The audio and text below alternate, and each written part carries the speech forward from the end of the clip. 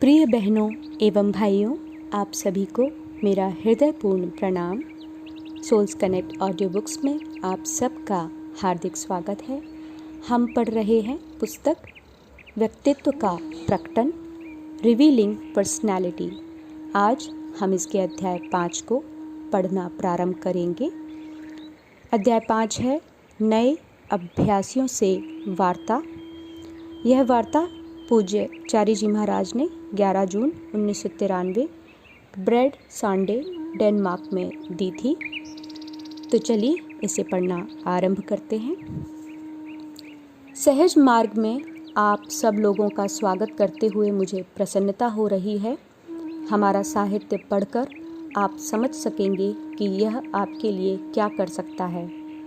मैं आशा करता हूँ कि आप लोगों ने इसका कुछ अध्ययन आरंभ भी कर दिया होगा। सबसे पहली बात मैं यह स्पष्ट करना चाहता हूँ कि आध्यात्मिकता धर्म नहीं है, क्योंकि लोग अक्सर इसी दुविधा के साथ आते हैं। वे कहते हैं, मैं जीवन भर ईसाई रहा हूँ और मुझे लगता है कि मैं ईसा मसीह को दगा दे रहा हूँ, या मैं जीवन भर हिंदू रहा हूँ और मैं कृष्ण को धोखा दे रहा हूँ। सभी धर्मों में ऐसे लोग मिलते हैं जो ऐसा महसूस करते हैं। इसलिए सबसे पहली बात जो साफ साफ समझने की है वह यह है कि आध्यात्मिकता धर्म नहीं है। अब किसी स्थान पर समय समय पर घंटी बजा लेने से वह चर्च या मंदिर तो नहीं हो जाता। लोगों का कहना है कि ध्यान कक्ष एक मठ की तरह लगता है।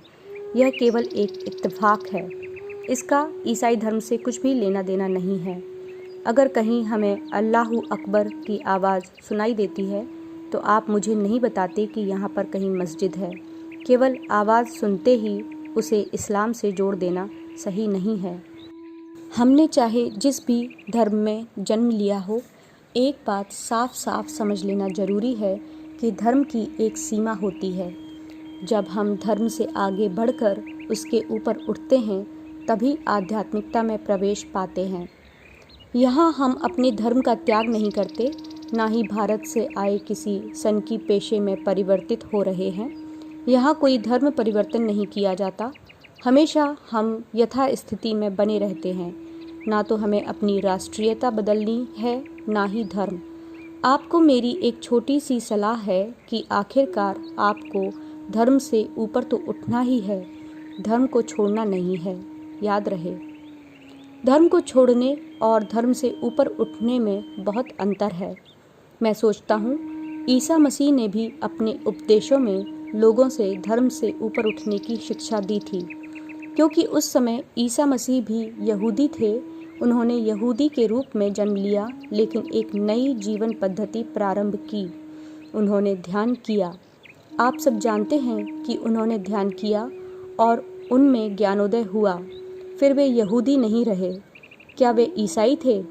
कतई नहीं, क्योंकि ईसाई धर्म निश्चित रूप से उनके बाद आया, जब पीटर ने चर्च का निर्माण किया और ईसा मसीह की शिक्षाएं ईसाई धर्म बन गईं। इसलिए यह कहना बिल्कुल सत्य है कि ईसा जिस धर्म में जन्मे उस धर्म के परे गए और जैसा कहा जाता है उन्होंने आंतरिक ज्ञान प्राप्त किया। दिव्यात्मा ने उनका स्पर्श किया। उन्होंने स्वयं को ईश्वर का पुत्र घोषित करते हुए कहा, मेरा राज्य इस संसार का नहीं। यह कथन स्पष्ट रूप से उन्हें धर्म से परे कर देता है। उन्होंने ईसाई धर्म की स्थापना नहीं की। मेरी राय में तो वे यहूदी होने और ईसाई न बनने के मध्य थे, और मेरी व्यक्तिगत राय में यह एक विडंबना है कि उनके उपदेश निश्चित स्वरूप लेकर एक धर्म के रूप में घनीभूत हो गए। मैं नहीं समझता कि ईसाई लोग अब ध्यान करते हैं। देखिए, ईसा केवल ध्यान के द्वारा ही मसीहा बने। उन्हें दीक्षा लेनी पड़ी। इसके लिए उन्हें एक गुरु की आवश्यकता हुई। वे थे जॉन। दीक्षा का मतलब है इस तथ्य को स्वीकार करना कि कोई आत्मा चाहे कितनी ही उन्नत या दिव्य क्यों न हो, जब वह मानव योनि में जन्म लेती है तो उसकी सुषुप्त दिव्यता को पुनः जागृत करना जरूरी होता है। इसीलिए विभिन्न धर्मों में भिन्न भिन्न कर्मकांड हैं, जिन्हें बपतिस्मा, दीक्षा और ऐसे ही नामों से जाना जाता है। दीक्षा की प्रक्रिया से गुजरने के बाद ही ईसा ने अपने उपदेश, साधना और अपने ही तरीके की ध्यान पद्धति का विकास किया। उन्होंने अपने अंतर में विद्यमान प्रभु से संपर्क किया और उसे अपना पिता कहकर संबोधित किया, जैसा हम सहज मार्ग में करते हैं। लोग अक्सर यह प्रश्न करते हैं, आप लोग ईश्वर के बारे में बात नहीं करते, क्या आप नास्तिक हैं? कतई नहीं। धार्मिक होने के लिए ज़रूरी नहीं कि हम ईश्वर की बातें करें। एक व्यक्ति जो ईश्वर के बारे में बात नहीं करता, उस पर अधार्मिक या नास्तिक होने का लेबल नहीं लगाया जा सकता। वास्तव में ईश्वर के बारे में आप जितनी ज़्यादा चर्चा करते हैं, उसके बारे में उतना ही कम जानते और समझते हैं, और उतना ही कम आप उसके संपर्क में हैं। सभी धर्म, विशेषकर धर्मों के रहस्यवादी पक्ष, कहते हैं जो कहता है वह जानता नहीं और जो जानता है वह कहता नहीं। आखिर हम क्यों नहीं कह सकते? क्योंकि हमारे ये अनुभव आंतरिक, उत्कृष्ट और अनुभवातीत होते हैं, जिनका हम वर्णन नहीं कर सकते। दरअसल इनकी अभिव्यक्ति के लिए हमारे पास कोई शब्द नहीं है। भाषा का वहाँ कोई अस्तित्व नहीं है। मैं आपको चुनौती देता हूँ कि आप में से कोई मुझे सुख का वर्णन करके बताए। आप केवल इतना कह सकेंगे, मैं सुखी हूँ। और अगर मैं पूछूँ क्यों, तो आपका उत्तर वही होता है। कभी कभी इसका कारण होता है कि आपकी गर्लफ्रेंड का व्यवहार आपके प्रति अच्छा है, आपके बॉयफ्रेंड का व्यवहार आपके प्रति अच्छा है, आपके सभी कार्य अच्छी तरह से हो रहे हैं। कभी कभी अच्छे भोजन द्वारा संतुष्ट होने के कारण या दुख समाप्त हो जाने के कारण भी आप सुख का अनुभव करते हैं।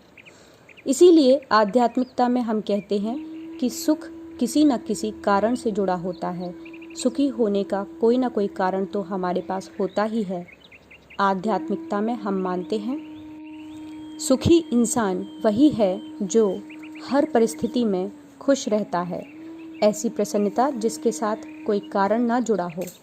क्योंकि अगर हमारी प्रसन्नता का कोई कारण है तो यह कारण हटते ही हम दुखी हो जाते हैं। आज के संसार में यही हो रहा है। मेरे पास एक कार है, वह दुर्घटनाग्रस्त हो गई, मैं दुखी हो गया। मेरा एक मित्र है, वह सड़क पर मेरे पास से निकल गया और उसने मेरी ओर देखा भी नहीं, मैं दुखी हो गया। जैकी ने मुझे बताया कि फलां स्थान पर सबसे अच्छा पिज़्ज़ा मिलता है। वहां जाने पर अगर मुझे इच्छानुसार पिज़्ज़ा नहीं मिला तो मैं दुखी हो जाता हूँ। इससे स्पष्ट है कि शर्तों से जुड़ी खुशी असल में खुशी नहीं है। सांसारिक स्तर की हमारी खुशी मौसम, दोस्तों, धंधे, संबंधियों और ऐसी ही अन्य बातों पर निर्भर है। असली खुशी पाने के लिए हमें इन चीज़ों से ऊपर उठना होगा। यह भी एक प्रकार का मोक्ष है। अगर मैं हर परिस्थिति में खुश रह सकता हूँ, नर्म बिस्तरों पर सोकर, कठोर बिस्तरों पर सोकर, ठंडे पानी से नहाकर, गर्म पानी से नहाकर, इसका वास्तव में अर्थ यह है कि मैं जो भी कर रहा हूँ उसका इन सब से कोई संबंध नहीं है। ठंडे पानी में नहाते हुए मैं यह नहीं कहता, अरे ठंडा पानी, वाह मज़ा आ गया। मुझे यह आभास ही नहीं होता कि मुझे क्या हो रहा है। तभी वास्तव में हम यह कह सकते हैं कि हम खुश हैं। आध्यात्मिकता कहती है, जब हम अपने अंदर विद्यमान अपने ईश्वर, अपने मालिक, अपने पिता या अपने स्व के सतत स्मरण में रहते हैं, तभी ऐसा संभव हो पाता है।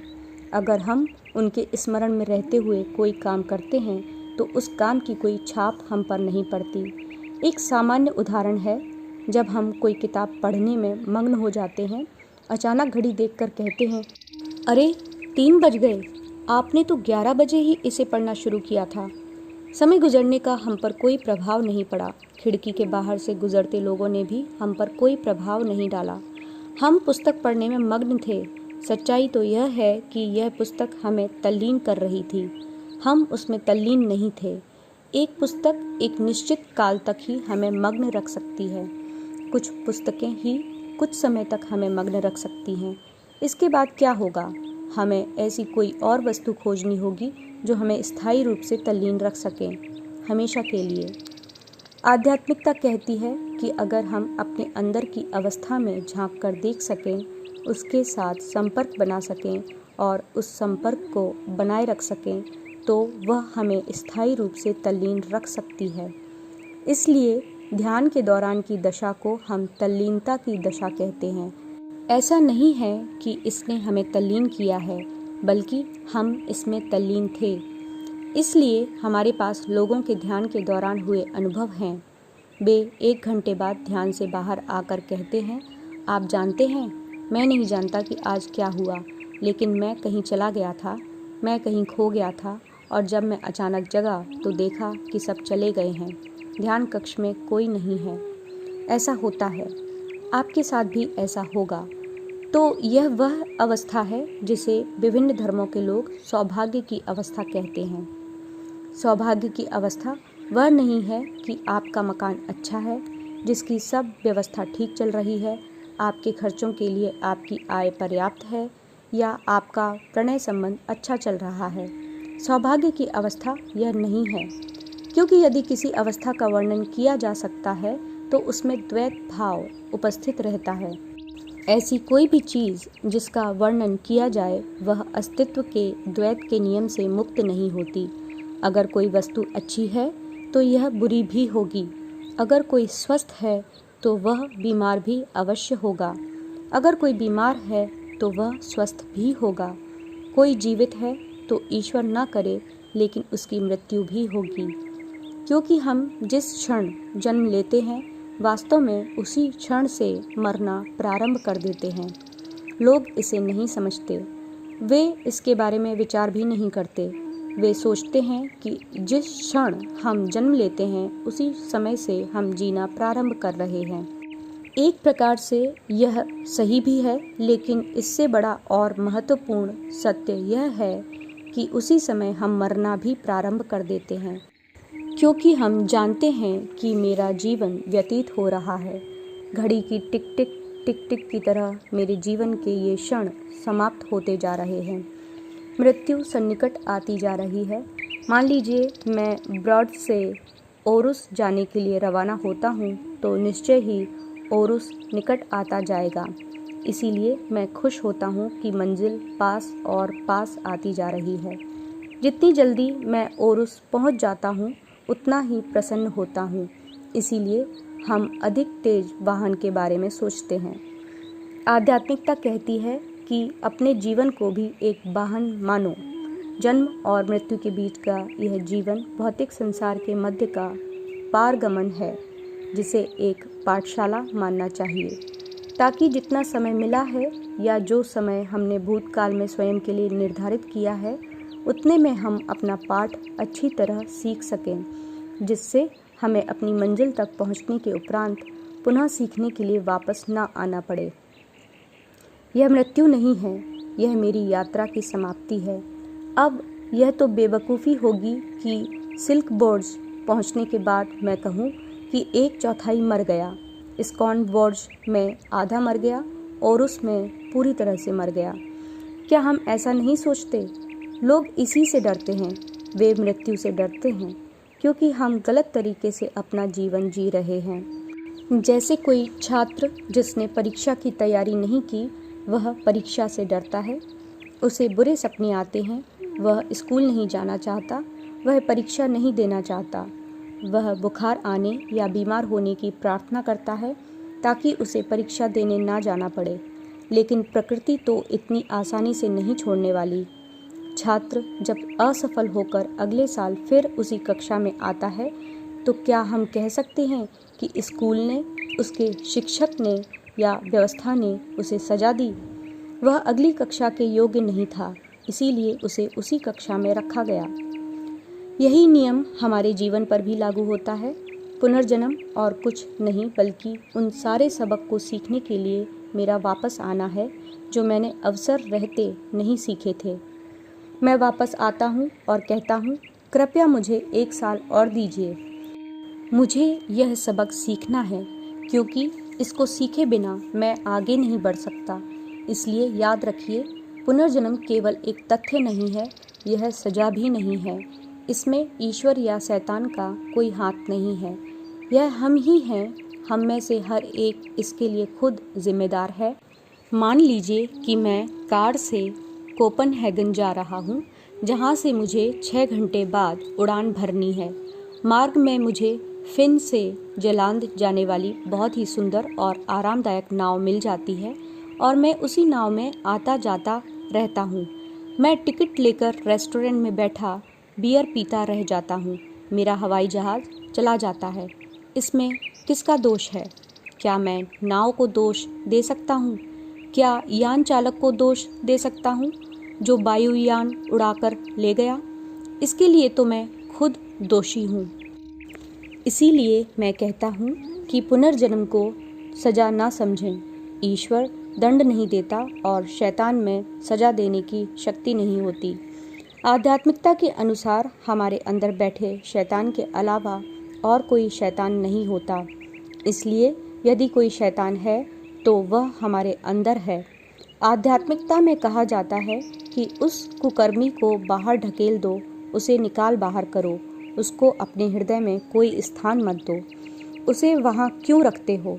इसके लिए सहज मार्ग में बहुत ही लाभदायक और प्रभावकारी सफाई की पद्धति है। हमारे संस्कार ही हमें शैतान बनाते हैं। संस्कार हटते ही वहाँ शाश्वत रूप से विद्यमान दिव्य प्रकाश, दिव्य उपस्थिति प्रकट हो जाती है। हमें ईश्वर को कहीं से लेकर उसे अपने अंदर स्थापित नहीं करना होता। यह तो कूड़ा करकट निकाल कर नई सजावट करने की तरह है।